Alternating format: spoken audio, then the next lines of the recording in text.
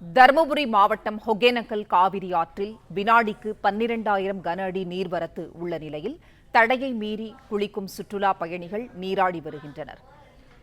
செய்தியாளர் சரவணன் இணைப்பில் இருக்கிறார். சரவணன், வணக்கம். கூடுதல் விவரம் என்ன, சொல்லுங்க.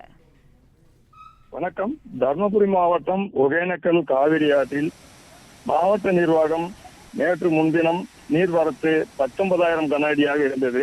அது இன்று காலை 12,000 கன அடியாக குறைந்திருந்தது. இதனால் மாவட்ட நிர்வாகம் 8வது நாளாக தடை விதிக்கப்பட்டிருந்தது. இன்று காவிரி ஆற்றில் சில பகுதி சூழல் மற்றும் இழுவை நிறைந்த பகுதிகளாக உள்ளன. இது தவிர காவிரி ஆற்றில் வெள்ளப்பெருக்கு ஏற்படும் போது மாவட்ட நிர்வாகம் சுற்றுலா பயணிகள் ஆற்றில் குளிக்கவும் அருவியில் குளிக்கவும் தடை விதிக்கப்பட்டுள்ளது. தற்போது இன்று தடையை மீறி சுற்றுலா பயணிகள் ஞாயிற்றுக்கிழமை விடுமுறை தினம் என்பதால் ஏராளமான சுற்றுலா பயணிகள் ஒகேனக்கலுக்கு வருகை புரிந்து மாவட்ட நிர்வாகத்தின் தடையையும் மீறி அருவியிலும் ஆற்று பகுதியிலும் குளித்து வருகின்றனர். தண்ணீர் திடீரென அதிகரிப்பதும் குறைவதுமாக இருப்பதால் காவிரி ஆற்றில் எந்த நேரத்தில் எப்படி தண்ணீர் வரும் என்ற தெரியாத நிலையில் இது போன்ற ஆபத்தான செயல்களில் சுற்றுலா பயணிகள் ஈடுபடுவது மிகப்பெரிய ஆபத்தை விளைவிக்கும்.